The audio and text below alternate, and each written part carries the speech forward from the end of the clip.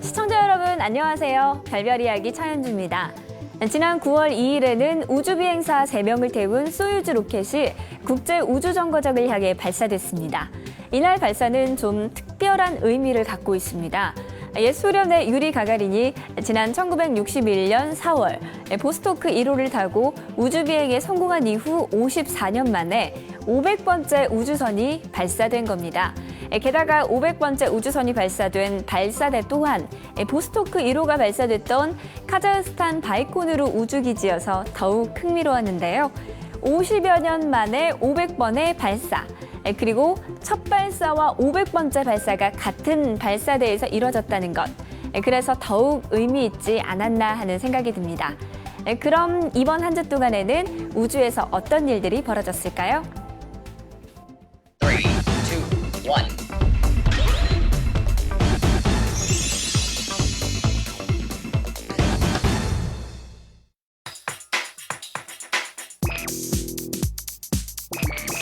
우리나라가 미 항공우주국 나사의 도움을 받아 달에 시험용 궤도선을 보내는 방안을 추진하고 있습니다. 이 시험용 달 궤도선은 무게가 550kg으로 약 1년간 달에서 100km 떨어진 궤도를 돌며 우주 인터넷과 달 탐사용 관측 장비에 대한 시험, 달 탐사 임무를 수행할 예정입니다. 정부는 오는 2018년 달 궤도선을 쏘아 올리고 2020년에는 달에 착륙선을 보내는 한국형 달 탐사를 하겠다는 계획입니다. 지구로부터 6억 광년 떨어진 마카리안 231에서 거대한 질량을 가진 2개의 블랙홀을 발견했습니다. 허블 우주 망원경을 이용해 발견한 이 두 은하는 주변 물질을 집어삼키면서 엄청난 에너지를 내뿜으며 서로 가까이에서 휘감기고 있었습니다. 이 2개의 블랙홀이 서로 충돌하고 다시 합쳐지는 과정을 거치면서 더 거대한 질량을 가진 하나의 블랙홀이 될 것으로 전망됩니다. 미 항공우주국 나사의 유인 탐사 프로젝트가 본격화됐습니다. 그 첫 번째로 하와이의 마우나로아 화산 인근 황야에서 화성 탐사 상황을 가정한 고립 훈련을 시작했습니다. 6명이 참가하는 이 훈련은 약 30여 평의 돔에서 생활하면서 외부와 단절된 채 1년 이상 화성 환경을 간접적으로 체험합니다. 나사는 이 같은 모의 고립 훈련을 통해 열악한 환경에서 장기간 생활할 때 일어날 수 있는 인간의 신체적, 심리적 변화를 관찰할 계획입니다. 올 하반기 기대를 모으는 SF 영화 한 편이 있습니다. 10월 개봉 예정인 리들리 스콧 감독의 마시언입니다. 영화는 화성 유인 탐사 중에 사고로 인해 홀로 화성에 남겨진 주인공의 이야기인데요. 미 항공우주국 나사는 실제로 2030년대에는 화성에 인간을 보낼 계획을 세우고 있습니다. 이러한 화성 유인 탐사의 준비 과정 중에 하나로 장기 격리 실험이 시작됐다고 하는데요. 지구에서 어떻게 격리 실험을 한다는 건지 오늘도 별별 이야기 마스터죠. 이태영 교수님과 함께 이에 대한 자세한 이야기 나눠보겠습니다. 네, 교수님 안녕하세요. 네, 안녕하십니까. 네, 격리 실험을 한다라고 했는데 네네. 격리 실험 어떻게 이루어지는 건가요? 네, 실제로 화성에 가려면 네. 오고 가는데도 1년 이상 걸리고 가서 또 생활하는 것까지 합친다면 1년 반 이상을 지구와 격리돼서 생활하게 되겠죠. 그렇죠. 그래서 이 비행기 우주선 안에서 격리돼 있고 또 화성에 내리더라도 밖에 마음대로 나갈 수도 없습니다. 그래서 화성과 비슷한 환경에다가 이 격리된 실험실을 만드는 거죠. 그래서 하와이에 있는 마우나로아라고 하는 화산섬 중턱 해발 2,400m 주위에 풀한폭이 없는 곳입니다. 그곳에 11m짜리 돔을 짓고 그 안에서만 생활하게 하는 거예요. 네. 물론 밖에 나올 수는 있습니다. 나올 때는 하지만 화성과 똑같이 우주복을 입고 나와야 돼요. 아유, 보통이 아니겠어요. 그렇죠. 그리고 이제 뭐 그 안에 격리돼 있으면서도 지구와 똑같습니다. 뭐 먹는 거 지구처럼 못 먹습니다. 네. 그다음에 지구처럼 전화 마음대로 못 겁니다. 인터넷 화성까지 인터넷에도 굉장히 상황이 안 좋겠죠. 네. 극히 제한된 상황에서만 잠깐밖에 못 씁니다. 뭐 거의 상황을 화성과 그렇죠. 비슷하게 만들어 놓은 건데 네네네. 그런 실험에 참가하는 사람들도 도대체 어떤 사람들인지 네, 참 궁금하거든요. 대단한 사람들이죠. 예, 네. 이번에 6명이 참가를 하게 되겠는데요. 그 프랑스인이 뭐 생물학자가 있고, 뭐 독일 사람이 물리학자가 있고, 네. 그다음에 미국 사람이 4명 들어가 있습니다. 미국 사람들 중에는 조종사도 있고, 지질학자가 있고, 또 의사 겸 기자가 하는 분도 계시고, 물론 이런 식으로 해가지고 총 6명이 참여하는데 3명은 남자고 3명은 여성분이에요. 그래서 이 사실 이 하이시즈라고 하는 이런 프로젝트거든요. 이미 2013년부터 이곳에서 해왔던 건데 네. 기존에는 이제 1차부터 3차까지는 4달, 8달 이 정도 했는데 이번에는 야심차게 1년 이상을 하는 겁니다. 네. 그래서 1년 정도 늘려놓은 거죠. 과연 6명의 남녀가 3명입니다. 그 안에서 1년 동안 거의 화성 같은 생활을 갖다가 잘할 수 있을 것인가 예. 걱정이 되죠. 그러니까요. 밥을 네. 하루만 제대로 못 먹어도 좀 예민해지는 게 사람인데 그렇습니까?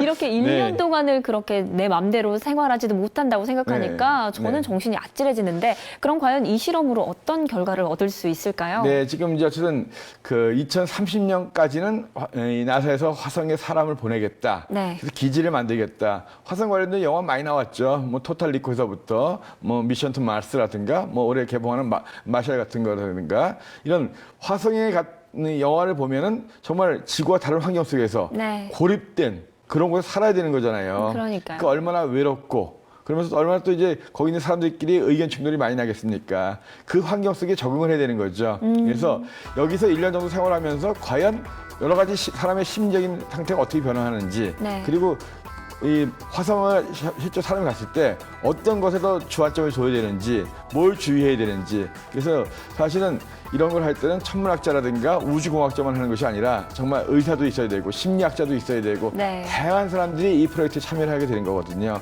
그래서 정말 사람한테 제일 무서운 건 사람이라는 얘기 하잖아요. 그러니까요. 예, 그래서 같이 있는 사람들끼리 얼마나 잘 조화를 이룰 수 있느냐 그리고 그런 조화를 이루기 위해서는 무엇이 필요하냐 그리고 1년 정도를 고립된 생활을 할 때는 무엇을 가지고 가는 것이 가장 바람직하고 이분들이 제대로 살기 위해서는 지금 여기서는 실험을 하다가 부족하면 공급을 할 수가 있지만 네. 화성에서는 안 되잖아요. 그러니까요. 그래서 2030년경 화성의 무사 정착, 그다음에 화성 기지를 제대로 만들기 위한 여러 가지 데이터들을 여기서 얻을 수 있을 겁니다.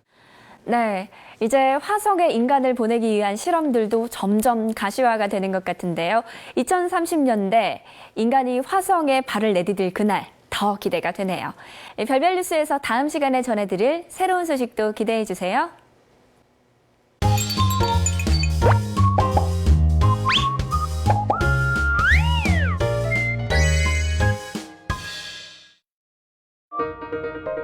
유럽 남방 천문대 망원경으로 발견한 10대 발견 중 10위에서 6위. 10위. 우리 우주에서 첫 번째 세대별의 관측적 증거 발견. 9위. 초신성과 중성자성 합체와 관계된 감마선 파열. 8위. 외계 행성계 발견. 7위. 우주의 온도를 독립적으로 측정. 6위. 외계 행성의 대기를 직접적인 분광 관측으로 측정.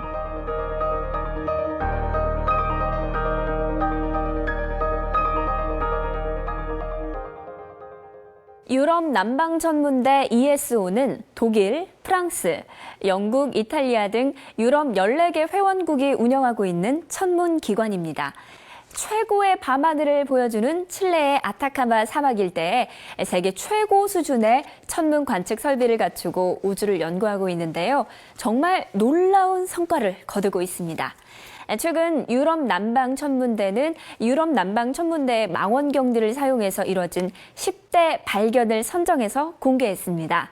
오늘은 그중 10위에서 6위까지를 소개해드리려고 하는데요. 교수님, 일단 네네. 10위부터 알아보죠. 네, 사실 뭐 이 유럽 남방 천문대 칠레 아타카마 사막 네. 뭐 많이 우리가 얘기했었죠. 네. 거기에 있는 망원경들 VLT라고 하는 8.5m 정도 되는 망원경 4대로 이루어져 있는 거대 망원경, 네. 그다음에 알마라고 하는 거, 뭐 66대 전파 망원경이 이루어져 있는 것들 여러 가지. 그러니까 이 유럽에서 가장 큰 단지죠, 사실. 그래서 이것이 이제 칠레 아타카마 사막에서 만들어놨는데, 네. 지난 세월 동안 많은 발견들을 했습니다. 그래서 그중에 10개를 발견했는데, 오늘 이제 5개 소개해드릴 건데요. 네. 10번째가 우주에서 첫 번째 세대, 1세대 별을 갖다가 발견했다. 뭐 이런 거거든요. 관측했다는 거거든요. 지구에서부터 약 한 130억 광년 떨어진 빅뱅이 일어나고 나서 한 8억 년 정도 지난 다음에 빛이거든요. 네. 그러니까 아주 오래된 멀리 있는 그런 은하의 빛이에요. 그래서 CR7이라고 하는 은하를 발견한 건데요. 네. 그 정도 거리면 굉장히 흐릴 거 아니에요. 굉장히 멀리 있는 흐린 은하가 정상인데 이 CR7 은하는 다른 은하들보다는 한 두세 배 정도 밝다는 거예요. 네. 그러니까 처음에 빅뱅이 일어나고 나서 우주는 수소와 헬륨 같은 가벼운 물질밖에 없었어요. 예, 예. 그런 가벼운 물질들이 별 속에서 무거운 금속 물질로 바뀌는 거거든요. 그래서 금속성 성분이 많을수록 이 세대를 거듭한 별이거든요. 네. 그래서 이번 CR7 같은 경우에는 종족 3매별, 즉 1세대 별들이 많은 것 같다. 그래서 최초로 1세대 별들을 저 안에 있다라는 거의 확실한 증거를 잡은 것이 아니겠느냐. 신기하네요. 예. 무려 뭐 130억 광년을 예. 거슬러서 네. 그 시간을 보는 거잖아요. 그렇죠. 네네. 네, 그럼 이어서 9위는 예, 어떤 9위 같은 건가요? 경우에는 이제 이 감마선 폭발이라는 게 있습니다. 네. 빛 중에 가장 센 빛이 감마선이에요. 빛 중에 제일 센 게 감마선, 그다음에 X선, 자외선, 가시광선, 적외선, 네. 전파. 들어보셨어요? 그럼요. 그래서 감마선 폭발이라고 하는 것은 우리가 관측할 수 있는 가장 광도가 높은, 그러니까 그 센 빛의 폭발이거든요. 네. 이 감마선 폭발이 어떻게 일어나느냐? 이게 좀 미스테리거든요. 그래서 중성자 별끼리 충돌할 수도 있고, 중성자 별이 이 블랙홀과 충돌할 수도 있고, 네. 또는 또 이제 아주 커다란 극초신성이라고 하는 커다란 별이 폭발하면서 블랙홀로 변할 때 이때 나오는 빛일 수도 있다. 여러 가지 경우의 수를 이야기했는데 이번에 이 유럽 남천문대에서 이 중성자 별들끼리 충돌할 때 아주 잠깐 가시광선, 눈에 보이는 빛이 나오는 것도 관측을 했고 네. 그러면서 이제 어떤 이 감마선 폭발이 일어나는 부분들, 그래서 여기서는 중성자 별끼리 충돌하면서 감마선 이런 폭발, 번쩍이는 이런 성광 현상이 일어나더라 하는 걸 관측했고 그 모습이거든요. 네. 그래서 9위입니다. 네, 그럼 8위, 7위, 6위는 또 어떤 모습일지 궁금해요. 8위, 7위는 이제 이건 행성들과 좀 관련된 건데요. 네. 8위는 외계 행성계를 처음으로 발견했다는 거예요. 오, 그러니까 신기한 행성을 외계 얘기네요. 행성 하나를 발견한 게 아니라 네. 태양계 같이 어느 별이 있고 태양과 비슷한 별이 있고 그 둘레를 행성들이 도는 거예요. 아. 그래서 이제 그 HD 10180이라고 하는 그런 태양과 같은 별인데 네. 5개의 행성을 발견했고 그 주위에 2개가 더 있는 것 같은 후보자가 있는 거고 예. 더 관측을 하면 최소 태양계처럼 뭐 8개, 9개 있을 수 있는 거고요. 그래서 5개는 확정. 네. 2개는 거의 확실, 나머지 더 있을 수 있다 하는 이렇게 이 남천문대에 있는 천문학자들이 있는 망원경을 이용해가지고 예. 태양계 같은 외계 행성이 아니라 행성계를 처음으로 발견했다 하는 것이 이제 그 8위였고요. 네. 그리고 이제 7위는 그 외계 은하의 온도를 갖다 독립적으로 측정한 거예요. 네. 그 멀리 뭐 수억 광년, 수십억 광년 떨어져 있는 것을 가보지도 않고 온도 측정하는 거. 그러니까 어떻게 하나요? 그렇죠. 그래서 이 일산화탄소, 예. 일산화탄소의 이 스펙트럼을 분석해가지고 온도 측정하는 거거든요. 빛으로 그렇죠. 측정하나요? 빛으로 측정하는 거죠. 그래서 가볼 수는 없죠. 예. 그래서 이 유럽 남천문대에 있는 VRT, 그러니까 8.5m짜리 망원경 4대로 이루어져 있는 VRT 망원경을 이용해가지고 거의 110억 광년 정도 떨어져 있는 먼 은하 속에 있는 일산화탄소, CO의 빛을 측정해가지고 온도를 갖다 쟀던 이런 일이 7위로 뽑혔습니다. 네, 6위는요, 뭐 외계 행성의 대기를 직접 관측했다라고 해요. 네네네. 2009년에 발견됐던 CJ1214b라고 하는 행성이에요. 네. 어떤 CJ1214는 별이고 A가 별이고 B부터가 제일 안쪽에 있는 행성들 이렇게 말씀드린 적이 있는데, 그래서 네. CJ1214라는 별의 첫 번째 행성에 대기를 갖다가 측정한 거죠. 그래서 실제로 1214라는 별에서 나온 빛들이 조그만, 근데 지구보다는 큽니다. 네. 크기로 치면 지구보다 3배 가까이 되는, 질량으로 치면 지구의 한 7배 가까이 되는 이런 행성인데요. 네. 그러니까 우리가 이런 행성을 슈퍼지구라고 하죠. 슈퍼지구 같은, 그래서 이 CJ1214b라고 하는 것은 두 번째로 알려진 슈퍼지구 같은 건데요. 네. 그 대기를 통과하면서 빛이 약간 변했더라. 근데 그 빛을 분석해 보니까 여기 물 성분들이 굉장히 많다. 분명히 이건 수증기다. 그렇다면 이 행성에는 엄청 물이 많을 거다. 이 물이 바다로 쌓여 있을 수도 있고 네. 또 구름도 많을 거고, 그래서 워터월드라고 하는 별명이 붙어 있는 그런 행성. 그 행성에 알아냈던 게 바로 뭐냐 하면 대기의 성분 중에서 수증기를 발견하고 그것이 빛이 통과하면서, 그래서 이 행성의 대기를 통과한 희미한 빛을 분석해가지고 거기에 있는 대기 성분을 밝혀낸 그런 일도 바로 이원 남천문대에서 했습니다. 네, 정말 이 우주의 영상은 보면 볼수록 신비롭네요. 오늘은 10위부터 6위까지 전해드렸는데요. 다음 시간에는 5위부터 1위까지의 영상 준비되어 있습니다. 기대해 주세요.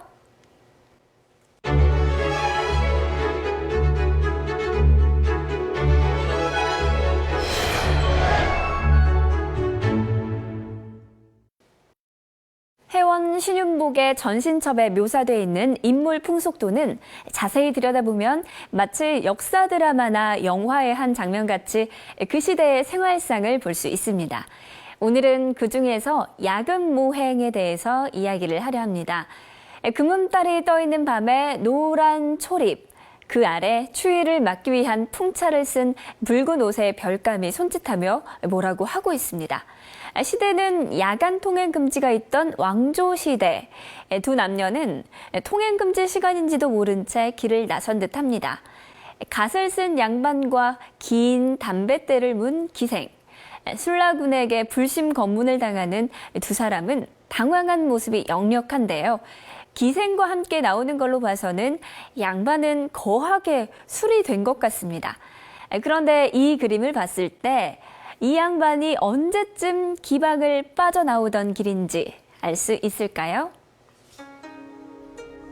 네, 정확한 시간은 모르겠지만 일단 달 자체가 왼쪽으로 가늘게 기울어져 있죠. 네. 달의 볼록한 쪽에 해가 있다라고 말씀드렸고 네. 달은 남쪽을 기준으로 움직입니다. 네. 그럼 동쪽에 머지않은 곳에 해가 있다는 거죠. 예. 그럼 동쪽 머지않은 곳에 해가 있으면 당연히 새벽이 되겠죠. 오, 밤새 술을 그렇게 마셨네요. 밤새 마셨는지는 모르겠지만 아무튼간에 새벽녘까지 마시고 나온 겁니다. 네. 그림을 자세히 보시면 이 술락군이 지금 검문을 하고 있는 거죠. 이 당시에도 밤 12시부터 한 새벽 한 4, 5시까지는 통행 금지가 있었습니다. 네. 그래서 이때는 밖을 나다니면 안 되는데 저 그래도 양반 좀 지체가 있는 분이시니까 조금 겁 없이 이제 나간 것 같아요. 근데 네. 밤이다 보니까 옆에 이제 기생인 것 같은데요. 기생하고 이제 옆에 하인 하나가 이제 같이 따라가는 거죠. 네. 술락군이 잡으니까 이 기생은 난 잘 모르는 일입니다 하면서 딴 데 보면서 이 담뱃대를 피고 있고요. 네. 그다음에 이 양반도 지체 높지만 약간 좀 무안하잖아요. 그러니까요. 갓을 살짝 잡으면서 뭐 인사하듯이 뭐 이럴 수도 있나 하면서 좀 이렇게 하는 것 같고요. 근데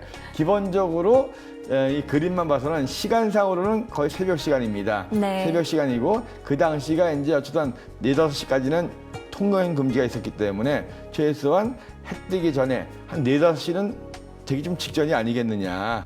그리고 이제 복장을 보니까 이 더울 때 복장은 아닌 것 같아요. 그래서 약간은 좀 추울 때 겨울 쪽이 아니겠느냐. 겨울에 해가 늦게 뜨잖아요. 겨울이니까 해가 뜨는 시간이 한 7시, 8시쯤 될 거예요. 근데 달은 좀 올라왔고 또 한 5시나 6시 넘어서는 술락군이 있을 때가 아니니까 예. 거의 한 5시가 가까운 시간이 거의 정답이 아닐까 이렇게 생각이 됩니다. 네. 이 양반이 술에 거하게 취해서 기방을 나선 시간은 새벽 5시 무렵이 될 것으로 추정되네요.